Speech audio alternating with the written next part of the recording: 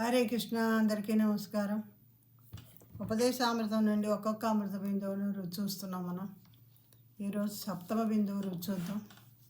ముందుగా గురు ప్రార్థన చేసుకుని ప్రారంభిస్తాను. నమో విష్ణుపాదాయ కృష్ణపస్తాయ భూతలే శ్రీమతే జయ పతాక స్వామిని తినామనే నమాచార్య పదాయ నితాయ కృపదాయనే గౌర గధాదామదయ నగర గ్రామ తారణే నమో విష్ణుపాదాయ కృష్ణపస్తాయ భూతలే శ్రీమతే భక్తి వేదాంత స్వామి రీతి నామనే నమస్తే సారస్వతే దేవే గౌరవాణి ప్రచారిణే నిర్విశేష శూన్యవాది పాశ్చాత్యనే నమో మహావదన్యాయ కృష్ణ ప్రేమ ప్రదాయతే కృష్ణాయ కృష్ణ చైతన్యామనే గౌరత్విషే నమ. నమో బ్రహ్మణ దేవాయ గోబ్రాహ్మణితాయ చ జగద్గీతాయ కృష్ణాయ గోవిందాయ నమో నమ.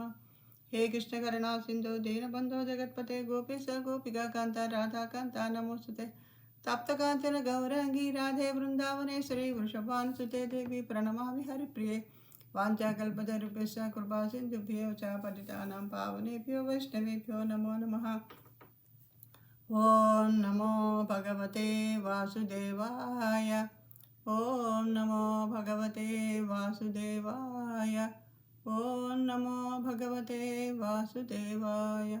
మోకం కరోతి వాచాలం పంగుం లంఘాయితే గిరిం యత్కృపాతమహం వందే శ్రీగురుం దీనతారిణం పరమానందమాధవం శ్రీచైతన్య ఈశ్వరం. జయ జయ శ్రీ చైతన్య జయ నిత్యానంద జయ అద్వైత చంద్ర జయ గౌరభక్తవృంద. జయ జయ శ్రీ చైతన్య జయ నిత్యానంద జయ అద్వైత చంద్ర జయ గౌరభక్తవృంద. జయ జయ శ్రీ చైతన్య జయ నిత్యానంద జయ అద్వైత చంద్ర జయ గౌరభక్తవృంద. వందే రూప సనాతనౌ రఘుయుగౌ శ్రీజీవ గోపాలకౌ. వందే రూప సనాతనౌ రఘుయుగౌ శ్రీజీవ గోపాలకౌ. వందే రూప సనాతనౌ రఘుయుగౌ శ్రీజీవ గోపాలకౌ.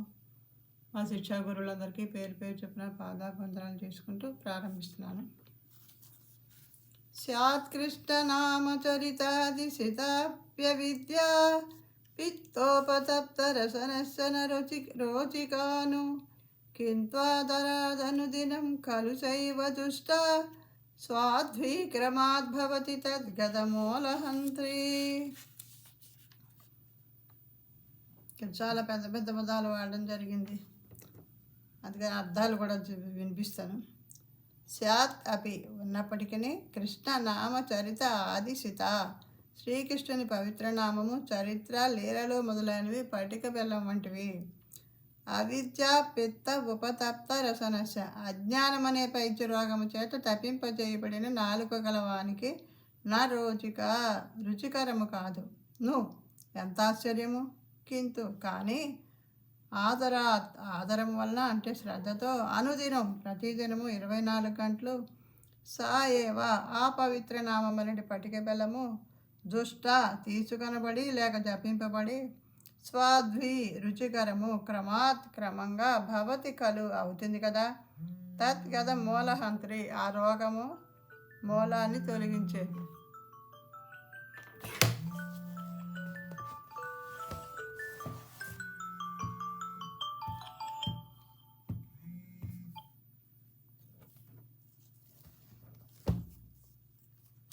దీని బాగుందాము.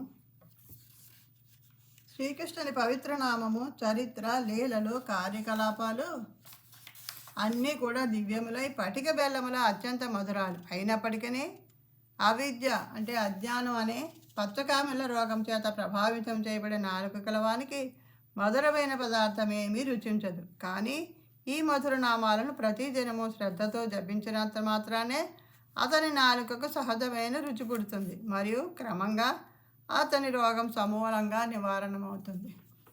అజ్ఞానం అనే అంధకారంలో ఉన్న వాళ్ళకి కృష్ణనామం అని చెప్తే నచ్చదు. ఏదో వంకలు చెప్తుంటారు, మాకెక్కడ కుదురుతుందనో లేకపోతే ఆయన ఒక్కడే దేవుడానో ఇలా విమర్శలు చేస్తూ ఉంటారు. అది గురువులు చెప్పింది వింటే అది దానికి మనకు గొప్పతనం ఏమిటో తెలుస్తుంది, దాన్ని మనం అనుసరించడానికి అవకాశం ఉంటుంది. అలా ఎప్పుడైతే ఎవరు చెప్పినా వినడానికి ఇష్టపడకుండా మనం అనుకున్నదే రైటు అనుకుంటే అది ఎప్పటికీ ముందుకు వెళ్ళలేమన్నమాట. దీనికి ప్రభుపదుల వారి వ్యాఖ్యానం చూద్దాం. శ్రీకృష్ణుని పవిత్ర నామము గుణాలు లీలలు మొదలైనవన్నీ పరమ సత్య సౌందర్య ఆనందాల స్వభావం కలిగింది. అవన్నీ పరమసత్యాలు, సౌందర్యమైనవి, ఆనందం స్వభావం కలిగింది. సహజంగానే అందరికీ రుచించే పటిక బెల్లంలా అవి చాలా మధురమైనవి. ఇక్కడ అవిద్య అనేది పైచరస ప్రకోపం వల్ల కలిగే పచ్చకామెల రోగంతో పోల్చబడింది. అవిద్య అంటే భౌతికంగా ఎన్నో చదువులు, ఎన్నో డిగ్రీలు వచ్చి ఉండొచ్చు, ఎన్నో చదువులు చదువుకొని పెద్ద పెద్ద డిగ్రీలే ఉండొచ్చు. కానీ కృష్ణుడి గురించిన జ్ఞానం లేనప్పుడు అది అవిద్యగా ఇక్కడ చెప్తున్నారు. ఆ రోగం కలిగిన వాని నాలుకకు పటిక బెల్లం రుచిగా ఉండదు. పచ్చకామెల రోగంతో కూడిన వ్యక్తికి మధుర పదార్థాలు కూడా మిక్కిలి చేదు అనిపిస్తాయి. అలాగే అవిద్య కూడా దివ్యమైన మధురమైన శ్రీకృష్ణుని నామాన్ని, గుణాల్ని, రూపాల్ని, లీలల్ని ఆస్వాదించే శక్తిని దూరం చేస్తుంది. అలాంటి రోగం ఉన్నప్పటికీ ఎవరైనాను శ్రీకృష్ణుని పవిత్ర నామాలు జపిస్తూ అతని దివ్యలీలను శ్రవణం చేస్తూ ఈ కృష్ణ చైతన్యాన్ని గొప్ప శ్రద్ధ మరియు విశ్వాసంతో అంగీకరించో అతని అవిద్య నశించడమే కాక అతని నాలుకకు శ్రీకృష్ణుని దివ్య స్వరూపాన్ని, గుణలీలలోని మాధుర్యాన్ని ఆస్వాదించే శక్తి కూడా ఏర్పడుతుంది. కృష్ణ చైతన్యాన్ని క్రమంగా అలవరుచుకోవడం చేతనే అలాంటి ఆధ్యాత్మిక ఆరోగ్య పునఃసంధాన సంపాదన సాధ్యమవుతుంది. ఎప్పుడైతే కృష్ణనామాన్ని మనం విని ఆయన లీలలన్నీ శ్రద్ధగా వింటూ ఆ నామాన్ని జపించడం మొదలైతే ఈ ఇష్టం అంతా పోది, ఆయన మీద ఇష్టం పెరుగుతుంది, ఆ నామం మీద ఇష్టం పెరుగుతుంది, ఇంకా చెయ్యాలనిపిస్తుంది, ఇంకా ఆయన లీలలు వినాలనిపిస్తుంది, మనకు ఉన్న సమయం కూడా సరిపోదు అనిపిస్తుంది. అది అనుభవం కొద్దీ చెప్తున్న విషయం అన్నమాట. గత 2.5 సంవత్సరాలుగా ఇస్కాన్ వాళ్ళ ఆన్లైన్ క్లాసుల్లో కృష్ణుని గురించి వింటున్న కొద్దీ ఇంకా తెలుసుకోవాలి, ఇప్పటికే చాలా సంవత్సరాలు వృధా చేసేసానే, ఇంకెంతకాలం ఉంటామో తెలియదు, తెలుసుకోవాలి అనే ఒక ఆతృత అలాగా ఎక్కడ ఏ క్లాస్ ఉందా, ఎక్కడ ఏ ఉపన్యాసం జరుగుతుందా అని చూస్తూ వింటూ ఉండడానికి ప్రయత్నిస్తూ ఉంటాం. అందులోకి వచ్చిన వాళ్ళకే ఆ రుచి తెలుస్తుంది.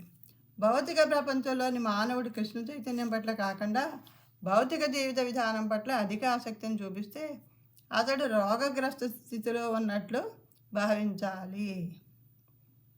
ఇంకెప్పుడు భౌతిక జీవితం మీదే ఆసక్తి చూపిస్తూ ఉంటే అది కూడా ఒక రోగం కిందే లెక్క. దేవుడి గురించి, కృష్ణ చైతన్యం గురించి తెలుసుకోవడానికి ప్రయత్నించకపోతే భగవంతుని నిత్య సేవకుడిగా ఉండటే మానవుని నిజస్థితి. జీహేర స్వరూపమై కృష్ణార నిత్యదాస్. మనం ఎప్పుడు కృష్ణుని దాసులుగానే అనుకోవాలి, అలాగే ఉండాలి. ఆయన కోసమే ఏ పని చేసినా చేయాలి, ఆయన సేవ చేయాలి, చేసే ప్రతి పని కూడా ఆయన కోసమే మనం భావించి చేసుకోవాలి. శ్రీకృష్ణుని మాయాశక్తి చేత ఆకర్షితులై శ్రీకృష్ణుని విస్మరించినప్పుడు ఈ నిర్మలమైన స్థితి నశిస్తుంది. ఈ మాయా ప్రపంచం దురాశ్రయ అనగా అసత్యమైన లేక చెడు ఆశ్రయం కలదని పేర్కొన్నారు. ఈ దురాశ్రయంలో విశ్వాసం ఉంచుకునేవాడు అందరి సుఖాలకు ఆశపడేవాడు అవుతాడు. మనకి ఉన్నదాంతో తృప్తి పడకుండా ఇంకేదో కావాలంటే దానివల్ల ఏమవుతుంది, ఎప్పుడూ అసలు మనసుకు సంతోషం అనేదే ఉండదు. ఈ భౌతిక ప్రపంచంలో ప్రతి ఒక్కరూ సుఖంగా ఉండటకు ప్రయత్నిస్తుంటారు.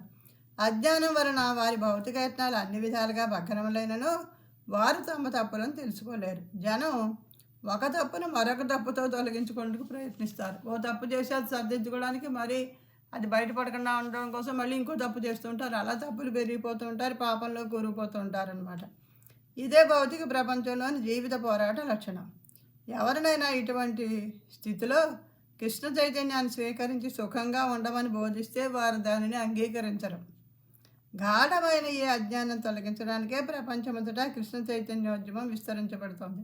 ఇలాంటి అజ్ఞానాన్ని తొలగించడం కోసమే ఇస్కాన్ సంస్థను స్థాపించి ప్రపంచమంతటా ఆయన గురించి ప్రచారం చేయడం జరుగుతుంది. ఎంతోమంది శ్రీల ప్రభుపాదుల వారు ఈ ఇస్కాన్ సంస్థని స్థాపించి వందల విదేశాల్లో ఆయన ఈ కృష్ణ చైతన్యం గురించి ప్రచారం చేసి అక్కడి నుంచి మొత్తం ప్రపంచమంతటా అన్ని దేశాల్లోనూ ఇప్పుడు ఇస్కాన్ సంస్థలు దేవాలయాలు నిర్మించడం జరిగింది. ఇలా అందరూ సంఘాలు ఏర్పడి ఈ సత్సంగం చేసుకోవడం జరుగుతోంది. సాధారణంగా ప్రజలను అందులైన అంటే అజ్ఞానులైన నాయకులు పెడదారి పట్టిస్తూ ఉంటారు. మానవ సమాజ నాయకులు అనగా రాజకీయ నేతలు, తాత్వికులు, శాస్త్రవేత్తలు కృష్ణ చైతన్యవంతులు కానందున వారు అంధులవుతున్నారు. భగవద్గీతను అనుసరించి నాస్తిక జీవిత విధానం పట్ల నిజమైన జ్ఞానాన్ని కోల్పోవడం చేత నిజానికి వారందరూ మూర్ఖులు, నీచులు అయిపోతున్నారు. ఇక్కడ భగవద్గీతలో శ్లోకం చెప్తున్నారు, 7వ అధ్యాయం 15వ శ్లోకం. నమాం దుష్కృతి నో మూఢాః ప్రపద్యంతే నరాధమాః మాయయా పరుతజ్ఞాన ఆసురం భావమాశ్రితాః. దుష్టులైన మూఢులు, నరాధములు, మాయచే హరింపబడిన జ్ఞానము కలవారును, దానవ ప్రవృత్తి అయిన నాస్తిక స్వభావం కలిగి ఉండేవారును నన్ను శరణు పొందజాలరు.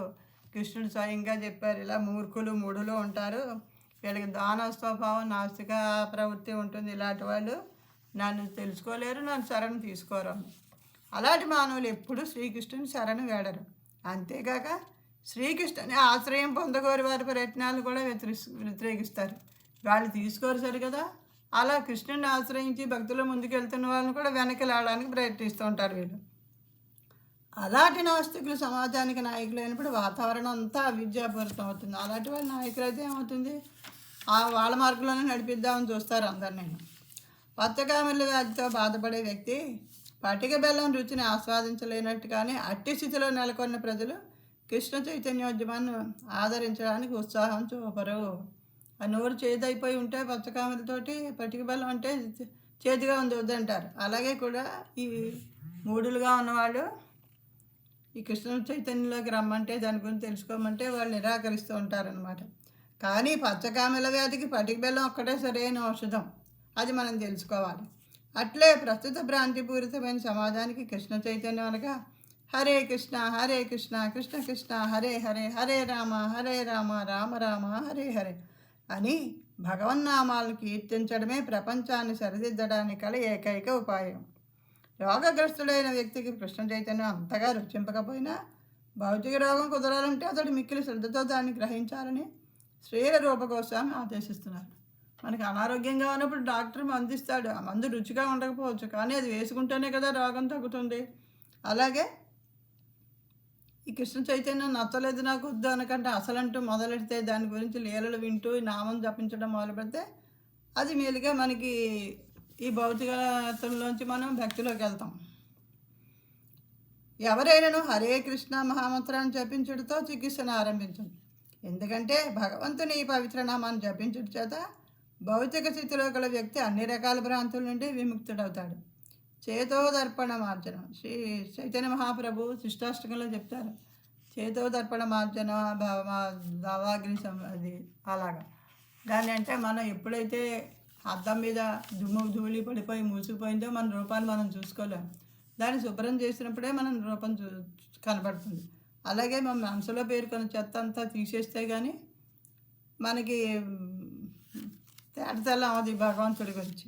అది కానీ అది చెయ్యాలంటే ముందర మనం శుభ్రం చేయాలంటే ముందర నామాన్ని జపించాల్సిందే. ఒకరి ఆధ్యాత్మిక వ్యక్తిత్వాన్ని గురించిన భ్రాంతి రూపమైన అవిద్య హృదయంలోని అహంకారానికి పునాది వేస్తుంది. నిజమైన రోగం హృదయంలో ఉంది. మనసును పవిత్రం చేసుకుని ఎలాగైనా చైతన్యాన్ని పవిత్రీకరించుకుంటే భౌతిక రోగం ఎవ్వరికీ ఎలాంటి హాని చేయదు. మనసును హృదయాన్ని అపోహల నుండి పవిత్రం చేసుకున్నట్టుగా ఎవరైనాను హరే కృష్ణ మహామంత్రాన్ని జపించి తీరాలి. ఆ మంత్రం జపించడం మొదలెడితేనే మనసులో ఉన్న అపోహలన్నీ తొలగిపోతాయి. అది ఎప్పుడైతే మనం మొదలుపెట్టామో ఇందాక చెప్పినట్టు కృష్ణుడి గురించి ఇంకా తెలుసుకోవాలని ఆతృత వస్తుంది. ఆ కుతూహలం కొద్దీ మనం తెలుసుకుంటున్న కొద్దీ ఆ భక్తిలో మనం ముందుకే వెళ్తాం, కానీ వెనక్కి ఎవరు లాగినా అప్పుడు మనం పట్టించుకోం. ఇది సులభం, లాభదాయకం. భగవంతుని పవిత్ర నామాలు జపించడం వల్ల మానవుడు భౌతిక జీవితం అనే దావాకి నుండి వెంటనే విముక్తుడవుతాడు. భగవంతుని దివ్యనామాలు జపించడంలో నామాపరాధ దశ, నామాభాష దశ, శుద్ధ నామ దశ అనే 3 దశలు ఉంటాయి. అంటే కొన్ని మనం తెలియకుండా కొన్ని అపరాధాలు చేస్తూ ఉంటాం కదా, అవన్నీ గురువులు చెప్తారో గురువుల ద్వారా తెలుసుకుని వాటిని మనం సరిదిద్దుకుంటాం. సహజంగానే కనిష్ట భక్తుడు హరే కృష్ణ మహామంత్రాన్ని జపించేటప్పుడు ఎన్నో అపరాధాలను చేస్తూ ఉంటాడు. అలాంటి అపరాధాలు 10 ఉన్నాయి.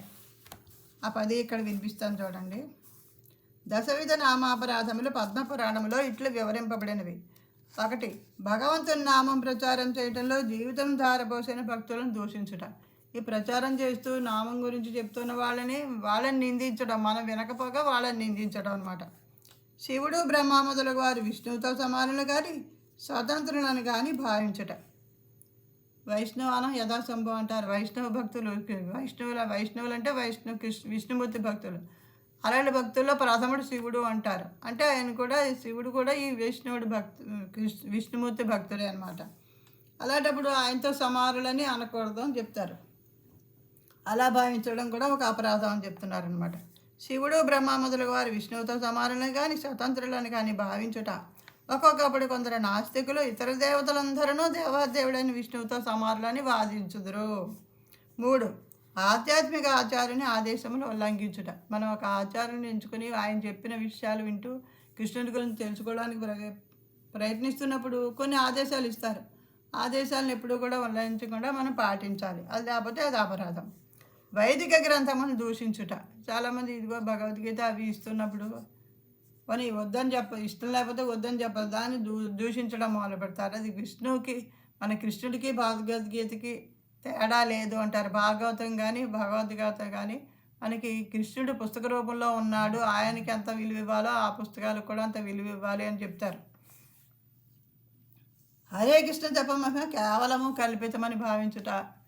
ఇది వీళ్ళు ఎవరో సృష్టించారని చెప్తూ ఉంటారు చాలామంది, అలా అనుకుంటూ ఉంటారు. కానీ ఇది పురాణాల్లో ఉన్నది, మనకి వెలితీసి మనం చదువుకోలేం కాబట్టి, మనకంత జ్ఞానం లేదు కాబట్టి పలానా పురాణంలో ఇలా చెప్పబడింది అంటూ మనకు ఉదాహరణతో సహా చెప్పి మరీ ఈ మంత్రాన్ని మనకి అందించారు. అంచేత ఇది కల్పితం కాదు. అలా కల్పితం అని భావించడం కూడా పెద్ద అపరాధం. హరినామములకు దుర్వ్యాఖ్యానం చెప్పుట. మనకి ఏంటో దానికి అర్థం తెలియకుండా మనకు తోచిన అర్థాలు మనం చెప్పేయడం కూడా పెద్ద అపరాధం. భగవన్నామం చేయుచున్నామని అహంతో పాపకృత్యములు ఆచరించుట. ఎలాగ జపం చేస్తున్నాం కదా, పాపాలన్నీ పోతాయి లేని పని కట్టుకొని మనం మళ్ళీ ప్రత్యేకంగా పాపం చేస్తే ఆ పాపానికి ఎలాంటి నిష్కృతి ఉండదు. ఎందుకంటే మనం పాపం చేయకుండా ఉండాలి. ఇంతకుముందు తెలియకుండా చేసిన పాపాలు ఏమైనా ఉంటే పోతాయి, కానీ తెలిసి పాపం చేస్తే ఆ పాపానికి అసలు క్షమార్పణే ఉండదు. అది కూడా పెద్ద అపరాధం. హరే కృష్ణ మహామంత్ర జపమును కర్మకాండలో ఒక భాగముగా పరిగణించుట. ఏదో రోజు చేసే పనుల్లో ఒక భాగంగా అనుకుంటే అది కూడా అపరాధమే. అది మనం ఎంతో భక్తి విశ్వాసాలతో మనం చెయ్యాలి. 9. విశ్వాసము లేని వారికి భగవన్నామ మహిమను గురించి ఉపదేశించుట. కొంతమందికి ఆ నమ్మకం ఉండదు. అలాంటి వాళ్ళని బలవంతంగా మనం వాళ్ళని భక్తిలోకి రాగలేము.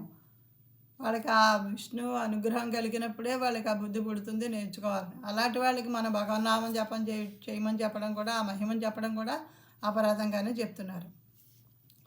10. భగవన్నామ జపంలో సంపూర్ణ విశ్వాసం లేకుండాట. ఏదో చేయమన్నారు కదా అని చేసేస్తున్నాం, కానీ దాని మీద నమ్మకం లేకుండా విశ్వాసం లేకుండా ఉండడం కూడా అపరాధమే. దివ్యనామ మహిమను తినిన తర్వాత కూడా ఐహిక బంధంలో చిక్కుకొని ఉండట. ఆయన మా నామం ఆయన గురించి ఆ మహిమను గురించి తెలుసుకున్నాక కూడా ఇంకా ఎప్పుడు ఐహిక విషయాల గురించి ఆలోచించడం, అది కూడా పెద్ద అపరాధం. అశ్రద్ధగా జపం చేయటం. జపం చేసేటప్పుడు దాని మీద దృష్టి పెట్టకుండా ఆ కృష్ణుని రూపాన్ని తలుచుకుంటూ చేయాల్సింది పోయి దాని మీద శ్రద్ధ లేకుండా ఏదో అయిపోతుంది అన్నట్టుగా యాంత్రికంగా చేయడం కూడా అపరాధం. ఇలాంటి పదాపరాధాలు జరగకుండా ఉంటే మనం భక్తిలో ముందుకెళ్తాం. ప్రతి వైష్ణవ భక్తుడు కృష్ణ ప్రేమను శీఘ్రముగా పొందగోరించో ఇట్టి అపరాధములేమీ జరగకుండా జాగ్రత్త పడవలెను. హరే కృష్ణ కృష్ణ కృష్ణ హరే హరే, హరే రామ రామ రామ హరే హరే.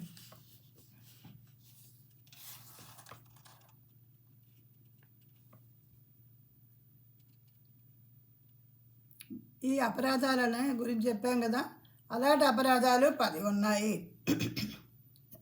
క్షమించండి. భక్తుడు వాటిని పరిహరిస్తే దోషదశకు మరియు శుద్ధ దశకు మధ్య గల నామాభాస దశను చేరగలడు. మొదట చెప్పారు కదా, నామాపరాధ దశ, నామాభాస దశ, శుద్ధనామ దశ అని. ఈ అపరాధాల దశ నుంచి మనం సరిదిద్దుకొని ముందుకెళ్తే ఈ నామాభాస దశకి వెళ్తాం. అప్పుడు ఆ నామాభాస దశ దగ్గర నుంచి మెల్లిగా మనకి మనం సరిదిద్దుకుంటూ గురువుల సలహాలు తీసుకుంటూ ఈ నామంలో శ్రద్ధగా చేస్తూ ఉంటే ఆ శుద్ధనామ దశకి చేరుకుంటాము. అప్పుడు విముక్తుడవుతాడు. శుద్ధనామ దశను పొందిన వెంటనే అతడు విముక్తుడవుతాడు. ఈయననే భవమహాదావాగ్ని నిర్వాపణం అంటారు. అంటే ఎవరైనాను భౌతిక జీవితం అనే దావాగ్ని నుండి విముక్తుడైన వెంటనే అతడు ఆధ్యాత్మిక జీవిత ఆనందాన్ని ఆస్వాదించగలడు. సారాంశం ఏమనగా భౌతిక రోగం నుండి విముక్తి పొందుటకు ఎవరైనాను హరే కృష్ణ మహామంత్రాన్ని జపించాలి. హరే కృష్ణ మహామంత్రాన్ని జపించడానికి తగిన వాతావరణాన్ని సృష్టించడానికే ముఖ్యంగా కృష్ణ చైతన్య ఉద్యమం ప్రారంభించబడింది. ఎవరైనా మొదట విశ్వాసంతో జపించను ఆరంభించాలి. ఆ విశ్వాసం పెంపొందినప్పుడు అతడు ఈ సంఘంలో భక్తుడు కావచ్చును. మేము ప్రపంచంలోని అన్ని చోట్లకు సంకీర్తన బృందాలను పంపుతున్నాం. కృష్ణ సంబంధ జ్ఞానం లేని ప్రపంచంలోని మారుమూల ప్రాంతాల్లో కూడా హరే కృష్ణ మహామంత్రం వేల కొద్దీ ప్రజలను మా శిబిరాలకు ఆకర్షిస్తున్నది. కొన్ని ప్రాంతాల్లో మహామంత్రాన్ని వినిన కొన్ని రోజులకే ప్రజలు శిరోమండనం చేయించుకుని హరే కృష్ణ మహామంత్రాన్ని జపిస్తూ భక్తులను అనుకరించడం ప్రారంభిస్తున్నారు. ఇది అనుకరణమే కావచ్చును, కానీ మంచిని అనుకరించడం వాంఛనీయమే కదా. కొందరు ఇలా అనుకరించేవారు క్రమంగా ఆధ్యాత్మిక ఆచార్యం దగ్గర దీక్షను స్వీకరించి పూర్తిగా తమను తాము అర్పించుకున్నట్టు కూడా సిద్ధమవుతున్నారు. మొదట వాళ్ళు చేస్తున్నారు, వాళ్ళని చూసి వాళ్ళు చేసినట్టు చేస్తూ అనుకరణ చేస్తున్నారు.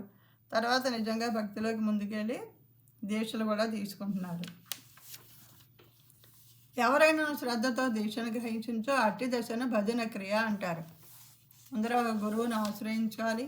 తర్వాత ఈ 4 నియమాలు పాటిస్తూ జపం చేస్తూ రోజు ఈ ఆచారాల ప్రవచనాలు వింటూ ప్రభుపాదులు వారు అందించిన పుస్తకాలు చదువుకుంటూ నియమానుసారం ముందుకు వెళ్తే అప్పుడు ఆచార్యులు దీక్షనిస్తారు. అలాంటి శ్రద్ధతో మనం చేసి దీక్ష తీసుకుంటే అలాంటి దశను భజన క్రియ అంటారు.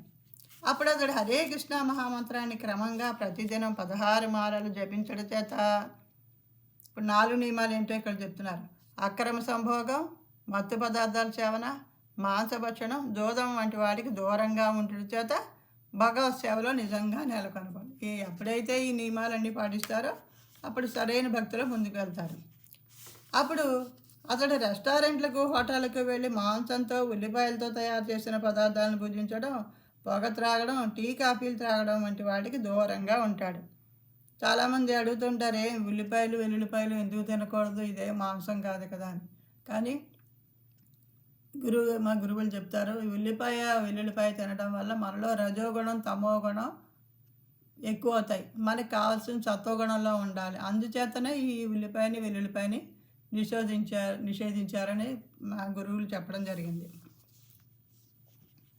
అలాగే టీ కాఫీలు కూడా మనం అసలు తాగడం అలవాటైతే మానలేము, దాని మీదే మనకి ఉంటుంది. ఆ మనసుని కంట్రోల్ చేసుకోవడం నేర్చుకోవాలంటే టీ కాఫీలు తాగడం మానేయాలని చెప్తారు. అతడు మానసిక కల్పనతో కానీ జోదమాడుతూ కానీ కాలాన్ని వృధా చేయడు. ఈ విధంగా అతడు అవాంఛిత విషయాల నుండి దూరం అవుతున్నాడని, అంటే అనర్థాలనే నివృత్తి అవుతున్నాయని అర్థం చేసుకోవాలి. అనర్థ పదానికి అవాంఛనీయ విషయాలు అని అర్థం. ఏవైతే మనం తీసుకోకూడదో అవి మనలో ఉంటే అది అనర్థం అన్నమాట. అలా ఎప్పుడైతే కృష్ణ చైతన్యోద్యమం పట్ల ఆసక్తుడవుతాడో అప్పుడు అతని అన్ని అనర్థాలు తొలగిపోతాయి. మానవుడు అవాంఛిత వస్తువుల నుండి విముక్తుడైనప్పుడు అతడు కృష్ణ సేవా నిర్వహణలో స్థిరమగును. అతడు అలాంటి కార్యకలాపాల పట్ల ఆసక్తుడై భక్తియుక్త సేవలో పారవస్యాన్ని పొందుతాడు. ఎప్పుడైతే మనలోని అనర్థాలన్నీ తొలగిపోతాయో అప్పుడు ఇంకా కృష్ణ సేవ తప్ప ఇంకేది వద్దనుకుంటారు, ముందుకు వెళ్తారు. అలా వెళ్ళడం వల్ల భక్తి పెరుగుతుంది. ఆ భక్తియుక్త సేవలో ఒక ఆనందం అనుభూతి చెందుతారన్నమాట. దీనినే భావభక్తి అంటారు. భగవంతునిపై నిగూఢంగా గల ప్రేమను మేలుకొల్పట్లో గల ప్రాథమిక అంశం. మన మనసులో ప్రేమ ఉంటుంది, కానీ మనం భౌతిక విషయాల మీద పడిపోయి అది పట్టించుకోవట్లేదు. ఎప్పుడైతే నామజపం చేస్తూ కృష్ణ సేవ చేసుకుంటూ ఉంటామో మన లోపల ఉన్న ఆ భక్తి అంతా బయటకు వస్తుంది. ఈ విధంగా బద్ధజీవుడు భౌతిక జీవితం నుండి విముక్తుడై అన్ని రకాల భౌతిక భోగభాగ్యాలు, భౌతిక జ్ఞానం, వివిధ భౌతిక ఆకర్షణలు అనే వాటి పట్ల వ్యామోహాన్ని వీడి దేహాత్మ బుద్ధి పట్ల ఆసక్తిని కోల్పోతాడు. ఎప్పుడైతే ఇలాగా భక్తిలో ముందుకెళ్తుంటామో మనం అప్పుడు ఇంక ఇతర భౌతిక విషయాల మీద ఆసక్తి దానంతట అదే తగ్గిపోతుంది. అలాంటి సమయంలో అతడు దేవాదేవుడు అతని మాయ లాంటితో అర్థం చేసుకోగలుగుతాడు. మనకి అక్కడ సంఘటనలు తెలుస్తూ ఉంటాయన్నమాట. ఇదంతా మాయ వల్ల మనం ఇలా పడిపోతున్నాము, దేవుడి దయ అయితే మనం ఈ మాయను దాటి ముందుకెళ్తామన్న విషయాలు కూడా మనకు అర్థం ఉంటాయి. మాయలో ఉన్నప్పటికీ భక్తుడు ఒకసారి కనుక భావదశను పొందితే అది అతన్ని కలత పెట్టదు. ఎప్పుడైతే మనం కృష్ణ భక్తి మనలో ఎక్కువయ్యి ఆ భావం మనసులో భావంతో బయటకు వస్తుందో అది ఇంకా ఈ మాయ కూడా మనం ఏమీ చేయలేదు. ఇందుకు భక్తుడు మాయ నిజస్వరూపాన్ని చూడగలగటమే కారణం. మాయ అంటే శ్రీకృష్ణుని విస్మరించడం. కృష్ణ చైతన్యం మరియు శ్రీకృష్ణుని విస్మరించడం అనేవి వెలుగు నీడలాగా పక్కపక్కనే ఉంటాయి. ఎవరైనా చీకటిలోనే ఉండిపోతే కాంతి ఇచ్చే సౌకర్యాన్ని అనిపించలేడు. చీకటిలో కూర్చుని అబ్బా చీకటిగా ఉంది ఏమీ కనిపించట్లేదు అనుకుంటూ కనుకంటే అది కరెంటు ఉన్నప్పుడు స్విచ్ వేసుకొని ఆ లైట్ వెలిగించుకోవాలి, లేకపోతే కొవ్వొత్తి వెలిగించుకోవాలి. అలాగా ఏదో ఒక ప్రత్యామ్నాయం చూసుకోవాలి తప్ప చీకటిలో కూర్చుంటే అది మనకి వెలుగు ఎలా వస్తుంది? అలాగే ఒకడు వెలుతురులోనే ఉండిపోతే నీడలోని చీకటిని చూసి కలత చెందడు. ఆ వెలుతురులోనే ఉంటే ఇంకా మనకు ఆ నీడ కనపడడం అవి ఉండవు కదా. ఆ కృష్ణ చైతన్యంలో ఉంటే అది మన వెలుతురులో ఉన్నట్టు. ఈ విధంగా కృష్ణ చైతన్య మార్గాన్ని స్వీకరించిన వ్యక్తి క్రమంగా ముక్తుడై కాంతిలోనే ఉండిపోతాడు. శ్రీ చైతన్య చరితామృతం మధ్యలీల 22వ అధ్యాయం 31వ శ్లోకంలో నిర్ధారించి చెప్పబడినట్లు కృష్ణ సూర్య సమం మాయా హోయ అంధకార్ జహాన్ కృష్ణ తాహన్ నాహి మాయారాధికార్. శ్రీకృష్ణుడు సూర్యకాంతితోనూ మాయ చీకటితోనూ పోల్చబడింది. సూర్యకాంతి ఉన్న చోట చీకటి ఉండడానికి వీలు లేదు. సూర్యుడు మంచి ప్రచండ కాంతితో వచ్చినప్పుడు చీకటి అనేది ఎక్కడ ఉండదు కదా. ఎవరైనా కృష్ణ చైతన్య మార్గాన్ని స్వీకరించినంతనే మాయాప్రభమైన భ్రాంతి తమస్సు వెంటనే అదృశ్యమైపోతాయి. ఎప్పుడైతే కృష్ణ చైతన్యంలోకి వచ్చామో అప్పుడు ఈ మాయ అంతా తొలగిపోయి మనకి మనలో ఉన్న అజ్ఞానం, తమస్సు అంటే అదే కదా, మనలో ఉన్న అజ్ఞానం అంతా తొలగిపోతుంది. హరే కృష్ణ. ఈ శ్లోకం ఇక్కడితో పూర్తయింది. హరే కృష్ణ హరే కృష్ణ కృష్ణ కృష్ణ హరే హరే, హరే రామ రామ రామ హరే హరే. మరి ఇంకో శ్లోకంతో మీ ముందుకు వస్తాను. ఇది చెప్పడంలో నేను ఏమైనా తడబాటు పడినా తప్పులు చెప్పినా అది నా తప్పుగా భావించి క్షమించండి. ఏమైనా ఒక పాయింట్ అయినా మీకు నచ్చినట్టు చెప్పగలిగితే అది మా శిక్షా గురువుల ఆశీస్సులు, కృష్ణ కృప. వాంఛాకల్పతరుభ్యశ్చ కృపా సింధుభ్యో చ పతితానాం పావనేభ్యో వైష్ణవేభ్యో నమో నమః.